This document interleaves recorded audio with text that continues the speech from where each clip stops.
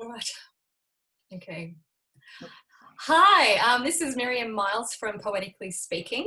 I'm being joined today by the lovely Elizabeth Snow, author of Then There Was You and other lovely pieces of poetry. And Elizabeth is actually our first video podcast interviewee, and last week we had our inaugural poet, which was Helen Brown. So if you haven't checked out her poetry on the website, please feel free to visit www.miriammiles.com. You'll find her there, as you will also find Elizabeth Snow. So welcome, Elizabeth. Thank you so much for joining us.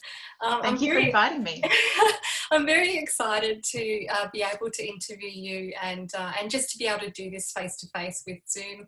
I think it's a really awesome way for poets to really connect in a more engaging manner. So thank you very much for that.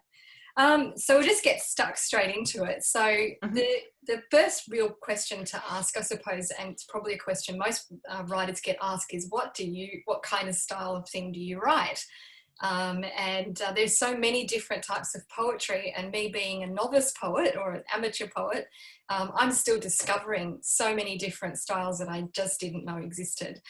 So what kind of what type of poetry do you tend to write the most? I'd have to say free verse.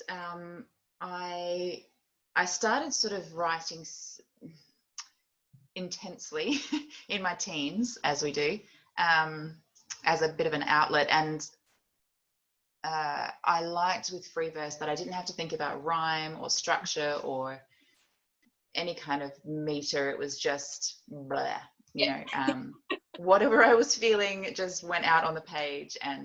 But I think the other advantage of free verse is that without all those constraints that that are imposed by form poetry, I think your ear gets more trained to the word choices that you're making.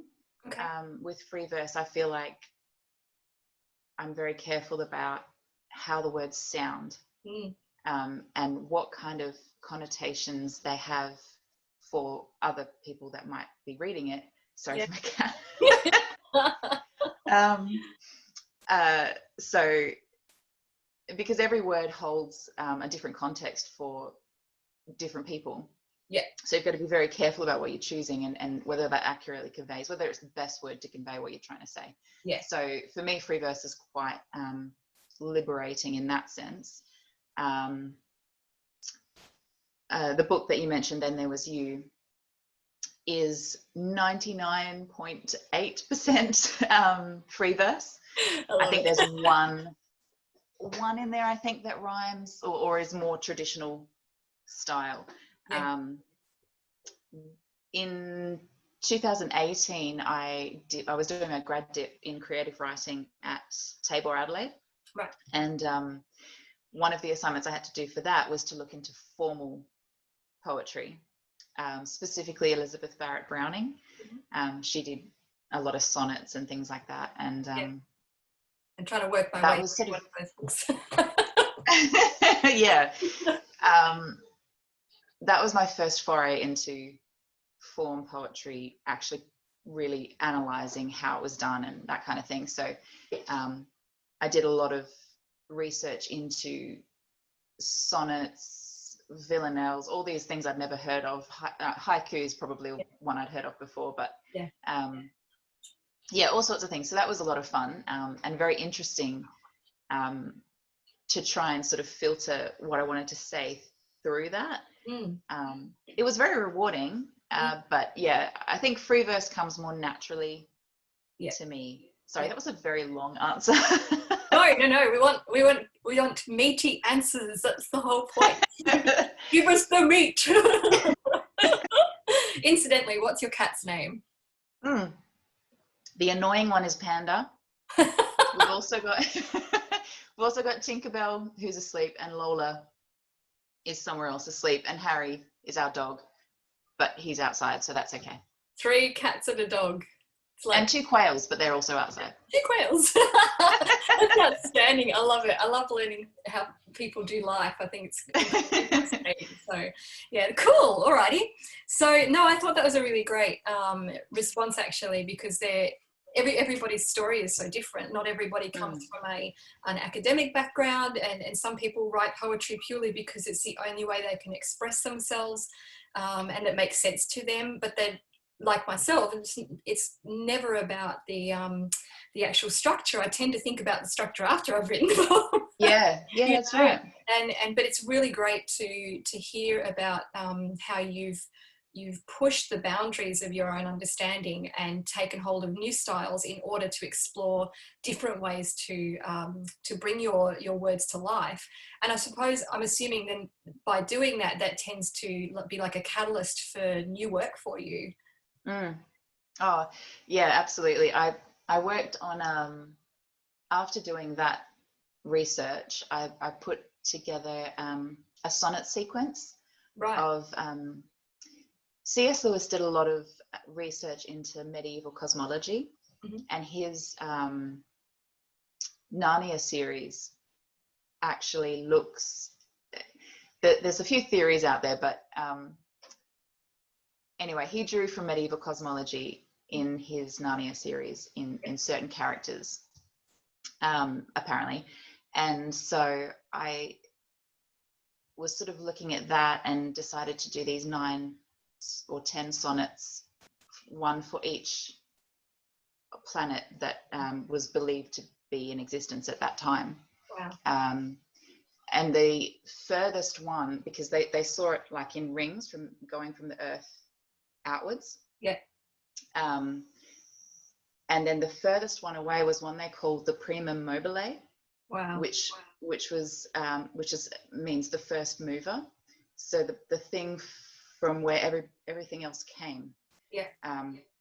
Obviously, you know, a divine source, but yeah. So I tried to do a sonnet for each one, and oh my goodness, I wish I'd brought my workbooks to hold up and show you, because it was agony trying to, first of all, get an idea of what I wanted to say, and then find the words, and then the gaps in my vocabulary that were missing. Because back when Elizabeth Barrett Browning was writing, they had these beautifully expansive vocabularies with you know, they were trained in Latin and Greek and philosophy and all this stuff that they had at their disposal. Not that we don't, but we're less inclined to do that, I suppose. So I literally sat there on, you know, rhymezone.net or whatever it is online. Okay. It's like where you can put in a word. Yeah. You put in a word and it gives you basically a whole bunch of possible rhymes by syllable. If you're trying to make that beat work. Yeah. Audience, so I just keep that one on your list. Rhyme Zone. Let's check it out. And I'd put them, and then I'd write down all the possible ones that might rhyme with the word, that might mean what I'm trying to say, that might fit the beat and the meter, that would get to the end of the line, and then like scribbles and crosses, and oh my gosh, I nearly went insane. But by the end of it, it was like I sat back and I was actually quite proud of it, because I had actually really worked hard, and I'd found what I wanted to say, and I felt like I'd said it the best way I could say it, and it still held the meaning that I wanted to have in it. So it was incredibly rewarding. Wow. Don't know that I'd choose it voluntarily quickly again. It gave you 3 verses. Sorry? It gave you a real sense of not just success, but growth, personal growth in your work. Definitely, yeah. Yeah. Free verse feels very, very organic, I think. And I would never forsake one for the other, but I certainly am glad to have looked into that. Wow, that is so exciting. That's really cool. So you've mentioned Elizabeth Barrett Browning a few times. Is she somebody that really inspires you to write? Oh, absolutely. Oh, her sonnets are just so beautiful. And she was a very religious woman. and a very sick woman. She was very ill, and then she fell in love, and it was forbidden, but they corresponded by letters, and then he swept her off to Italy, and she got better because it was the horrible English weather that was making her so ill. Wow. Yeah, okay. And so she thrived in Italy and did really well, and she had I think 2 brothers and a sister, or 2 sisters. Anyway, they used to actually play a game where they would set a theme, and they had like a certain amount of time. They had to run off and do a sonnet and come back. Oh, wow. There's like sonnet challenges. Like, I would never do that with my sibling, but you know. No, I think mine would look at me and test my temperature to see if I'm okay. But you know, that's what you do, I guess. Just write a sonnet. Oh my God. So, like how not everybody, lots of people say, oh, if I could say something to my 15, 16-year-old self, what would it be? What kind of lessons do you think, like maybe give us 2 or 3, dot point lessons that you would say to yourself or someone in that emerging kind of part of life where you're starting to discover how you express your thoughts and your humanity? What kinds of things would you say to that person? Sorry. Away.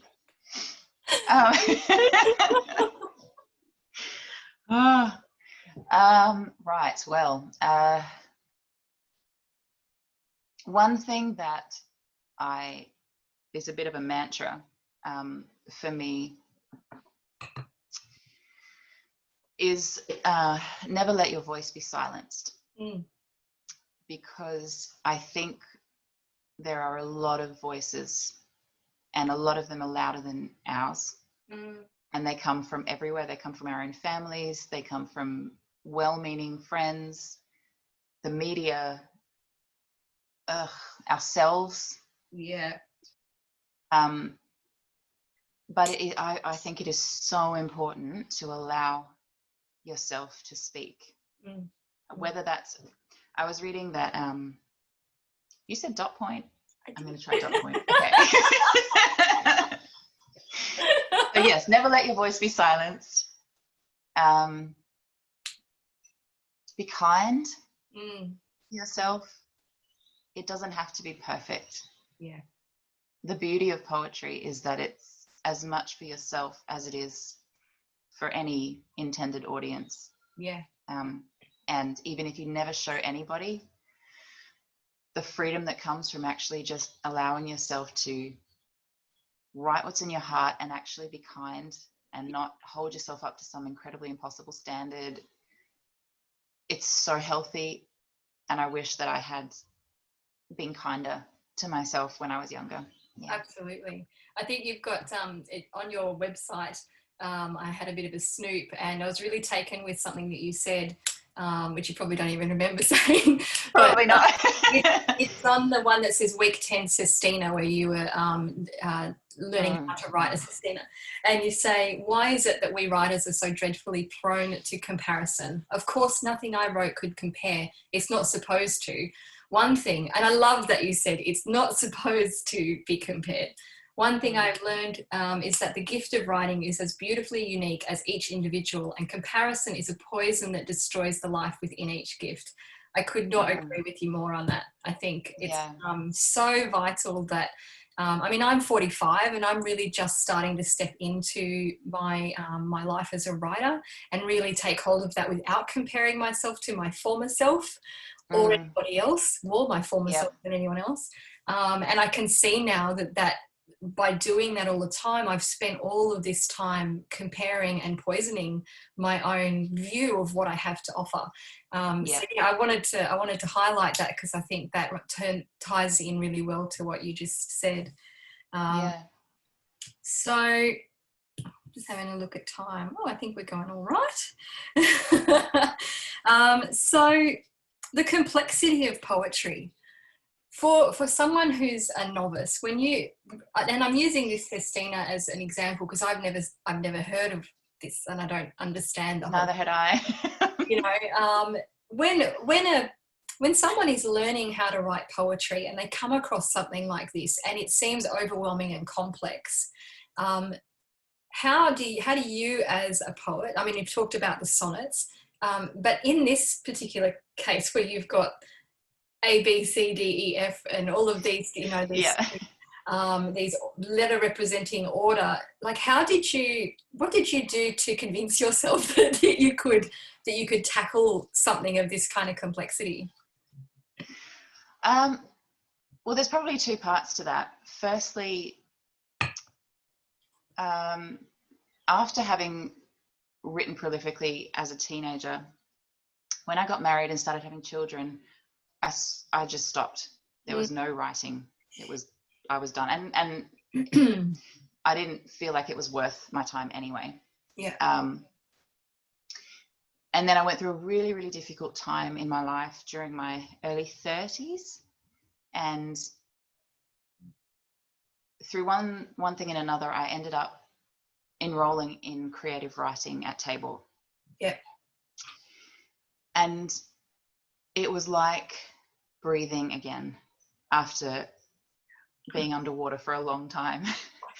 And the lecturers were incredibly supportive and encouraging, and I started to actually hear my own voice again for the first time in a long time. Yeah. So this project that I did was sort of 4 years in from that point. Right. So it had kind of been 3 years of constant encouragement and experimenting in a really safe place, and learning to take feedback, which I don't think I'll ever do well. But yeah, so it was quite a journey to that point where I could actually go, okay, I love what I do. I feel like I'm confident in what I'm doing, so I'm okay to push a little bit further into that. Yeah. And the second thing was I found a book by Stephen Fry. Oh yeah. Who's I love as a comedian. He's written a book called The Ode Less Travelled. Yeah.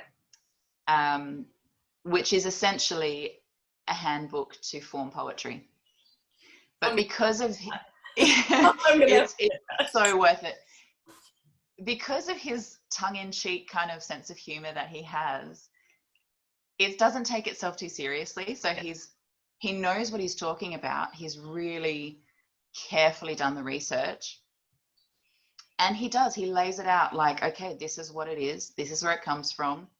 This is a funny attempt at me as an example, showing you how to do it, and really just broke it down to the basic steps. So I literally sat there with his book, like copying down everything, and then kind of, Googling other examples, and really just baby steps with it, and just tried to have fun with it.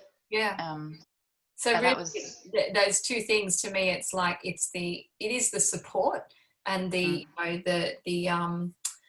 coaxing of more experienced writers, just drawing you a little bit out because they can see something in you, and they're that whole concept of being mentored by your peers and the power of that. And then of course, taking the structure of the craft and really giving it a full go, and digging into it further and researching. I think both of those things seem to be really important when you're trying to explore whole new territories of, I'm assuming the right phrase would be poetic genre. As I'm still learning myself all of the right kind of ways to express it. That's awesome. Yeah, because I think it takes a lot of guts to then put something like that up for public to see and to read and explore themselves. So yeah, I'm planning to actually have another look at that and really read what you've written and the form, and try and work out where all the bits are. It's going to be like my weekend reading. Oh my goodness. Yeah, well, it was certainly an adventure, and I don't know if I would have shared it publicly if I didn't have to for the assignment that I was Well, that's pushing you to the edge then. Yeah, that's it. But no, I'm glad I did, Oh. and yeah, it was fun to do.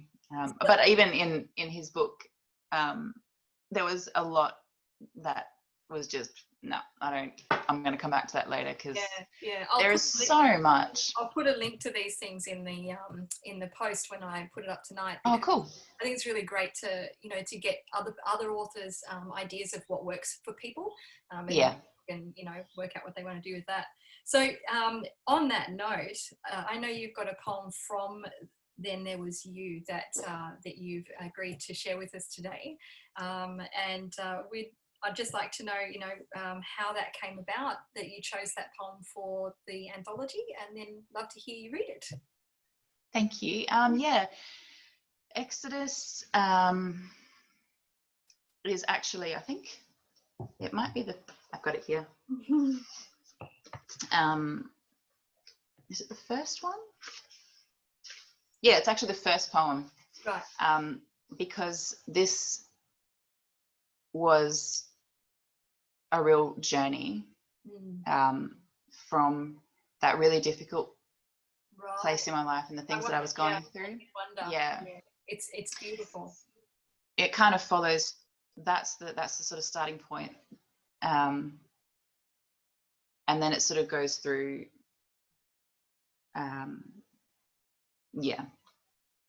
other things.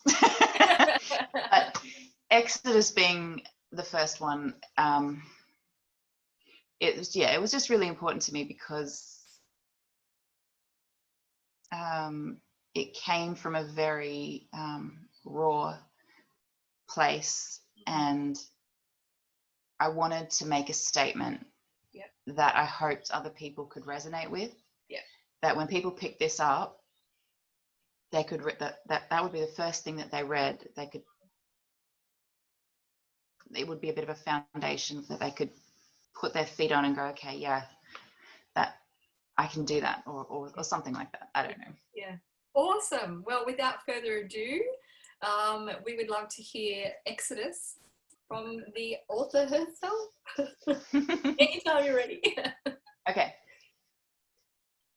Exodus. They say there are trees that grow where they are planted, but if the environment around them becomes vicious and cannibalistic, they start to die. Then, with a great strength, they peel their shriveled roots from the hard earth and begin to move, stretching, searching, seeking safer ground. When at last, near death, they find water and sunlight and dark, sweet soil, they stop, sink hungry roots down and sleep.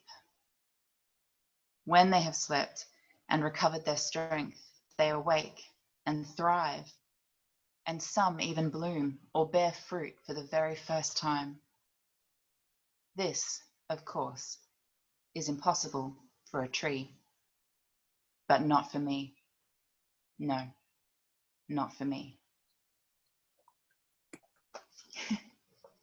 It is so interesting to hear a poet actually recite their poem, because when I, as a reader, read it for the first time with no other context, I obviously, I'm filtering it through my own history and my own way of seeing the world.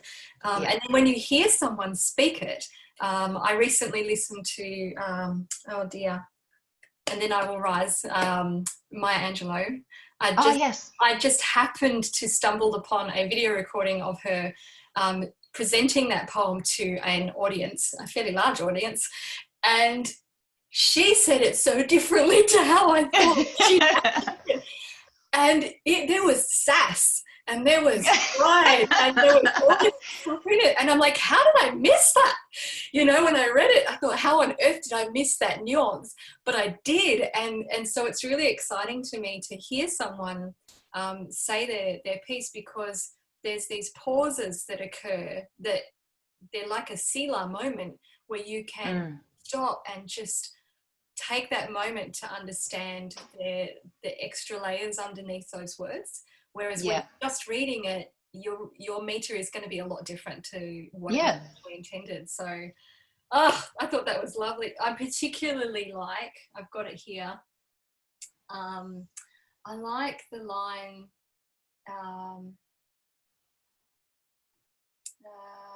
when at last near death they find water and sunlight and dark sweet soil. And that whole concept of sinking hungry roots down, I really like the imagery there. I'm quite a fan of imagery in poetry. So, and also the concept of the environment being vicious and cannibalistic. It's very visceral, it's very animalistic. And this kind of thing of tribal territories, you know, like the environment saying, no, you can't be here anymore, we're taking over. I just really like those kind of concepts. And then, of course, marrying that up with the human experience of actually emerging from a period of time and waking up from, you know, from whatever that slumber happens to have been. I love the way the tree and the human kind of intersect there. So thank you so much for sharing that. So I have no idea how much time I've actually got left on this Zoom, but we'll just go with it. Is there anything else that you would like to talk about, or that you'd like to add as far as people who are watching the interview, what you might like to share with them as being a poet? Or about the power of poetry, or, you know, anything like that? Yeah, well, I think anyone that feels that desire to write, I think, recognizes the power of poetry because it's a powerful call. And when you actually take that step to start writing, even if it's just a couple of lines here and there, the power of that, I'm going to say obedience, because I think that's what it is when you've got that. It's very tangible. It's a shift that happens. So if I think having people around you who can encourage you is really important. I mean, you can absolutely write in isolation. It's what we do. But I mean, all throughout time, writers of all kinds have gathered together to share with each other, and, you know, it's a really important thing. So whether it's, see if there's like a local writing group in your area, or if you can connect with people online, or however you can, I think it does make a difference to find those people who can encourage you and who you can encourage, and just go beyond your own sphere. I think it's like, really, for me, it's like almost the it's the very uncomfortable expansion, but the necessary one, because absolutely, you're right, we do write in isolation, and it's very easy to get lost in that little world and assume that that little world is complete, and that there aren't any sort of cracks on the edges of it. But I found myself, so when I have engaged in writers groups, even though that's been incredibly challenging, the feedback I have received has been very constructive, and I've always been surprised at how tender other writers are towards. I have a person in my life who is extraordinarily articulate, and he is young and has no concept really of poetry. It's not his world, right? He's into politics, you know. It's my son. You know, he's 21, he's really articulate, and he doesn't hold back, and I've always asked him never to hold back. And so every now and again I'll read something to him knowing that, you know, we've got this difference in opinion, and he doesn't hold back, and he can be quite, you know, but it's like excising a wound. It's awesome, because I know that the reason he's doing it is because he's fiercely loyal to helping me hone my craft. And so I can give that to him. But strangers doing that would be really kind of awful. Yeah.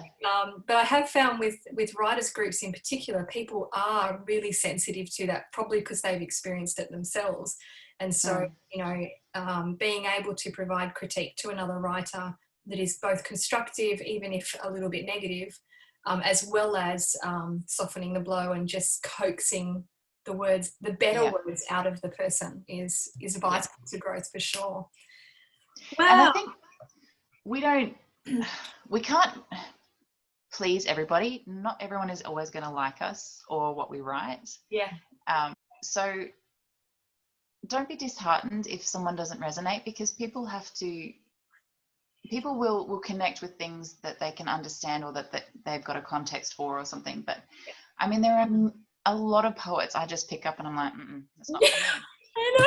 So, you know, and the thought that someone would pick this up and just put it down and go, oh, no, doesn't do anything for me. It hurts, but that's why there are so many of us called to write or called to do things that are creative, because if we're all actually following that, we're able to meet so much more need in the people around us, because they can find things that they connect with and we can be connected. It's beautiful. It is it's synergistic. Oh, I'm so excited. I can't believe I'm so excited about poetry, but I realized that going back through some of my archives, that I wrote a list of goals to myself in 2006, and it included writing my poetry and releasing some poetry books and some other stuff. So good. And, you know, and then you go further back and you realize the writing you did in high school was, you know, like you can sort of see the journey unfolding. And it's just, to me right now, it's exciting to be in a time where poets are actually starting to talk together more online and really starting to engage. And we have this opportunity as 21st century poets to really speak into what's happening in our world right now. From a perspective that's really unique, but at the same time is really universal. And I'm just really grateful for your time, and I thank you so much for sharing with us today. The interview should go live this evening, all going well. So, let me know if there's anything else that you'd like to add. Yes, can I just add one more thing? Yes, please. Sorry. No, please. There's a team of writers and creative people who have put together Inscribe magazine. Inscribe. Yeah. And it's opening for submissions from July till October. Awesome. Of poetry, creative writing, whether it's fiction or creative non-fiction. And it's going to be an online magazine, but we are also going to do a print version, because paper, it's beautiful and I love it. And I'm really, really excited about it, because we're all Christians who are doing what we can in our own fields of creativity, and we just felt like this is the time to be having our voice in the public domain. Absolutely. Speaking out from that platform. So if people have work, like whether it's poetry or any kind of creative writing, and you want to send it in for possible submission, it is going to a very safe place. Yeah, we've all been on the journey. I'm there. So yeah, check it out. We're launching the Facebook page next week. Oh, cool. And then the website, and so it'll be all over social media very, very soon. Fantastic. Talk about timing. Yeah, I know, right? I love it. I decided to do this podcast a week ago. That's what Well, I decided to. I think it's fantastic. Thank you. You're welcome. And again, thank you so much for joining us. And I hope everybody has enjoyed today's podcast with Elizabeth Snow, author of Then There Was You and other really cool poetry. So please, please check Elizabeth out online at her website. All of the details will be in the blog post below the video. And let us know if you too would like to submit your poetry for interview with Poetically Speaking, and share your work as a 21st century poet. Thank you so much, Elizabeth, and thank you everybody for joining us. Thank you, Miriam.